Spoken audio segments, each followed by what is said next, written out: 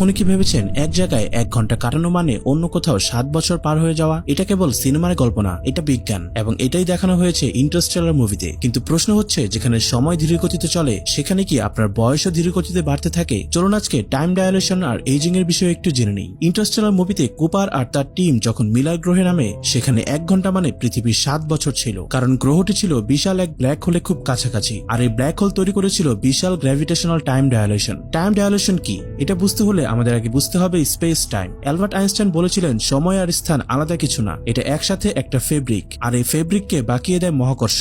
যত বেশি গ্র্যাভিটি তত বেশি বাঁক এবং তত ধীর সময়। অর্থাৎ আপনি ব্ল্যাক হোলের কাছে থাকলে সময় ধীর হয়, আর দূরে থাকলে সময় দ্রুত চলে। কিন্তু প্রশ্ন হলো, শরীরে কি তখনও আগের গতিতেই বয়স বাড়তে থাকে? এর উত্তর না। আসলে আপনার শরীরের সবকিছুই তখন ধীরে চলবে, আপনার হৃদস্পন্দন, কোষ বিভাজন, এমনকি চিন্তা ভাবনাও। তাই আপনি অনুভবই করবেন না যে সময় স্লো হয়েছে, কারণ আপনার সাথে সাথে সময়ও ধীর হয়ে গেছে। এই বিজ্ঞানকে বলে গ্র্যাভিটেশনাল টাইম ডায়ালেশন। এটা প্রমাণিত হয়েছে আমাদের নিজেদের জিপিএস স্যাটেলাইটেও। স্যাটেলাইটে ঘুরে বেড়ানো ঘড়িগুলো পৃথিবীর তুলনায় একটু দ্রুত চলে, কারণ সেগুলো পৃথিবীর গ্র্যাভিটির বাইরে। আর যদি কেউ অনেক ভারী গ্র্যাভিটির ভেতর যায়, তার সময় হবে ধীর এবং শরীরের বয়সও ধীরে চলবে। এজন্যই কুপার যখন ফিরে আসে, তখন তার মেয়ে মার্ফ অনেক বয়স্ক ছিল, কারণ কুপার ছিল টাইম স্লো জোনে। সেখানে তার শরীরে এজিং রেট কমে গিয়েছিল। এই দৃষ্টিকোণ থেকে বলা যায়, সময়ের মতো এজিংও একটি আপেক্ষিক বিষয়।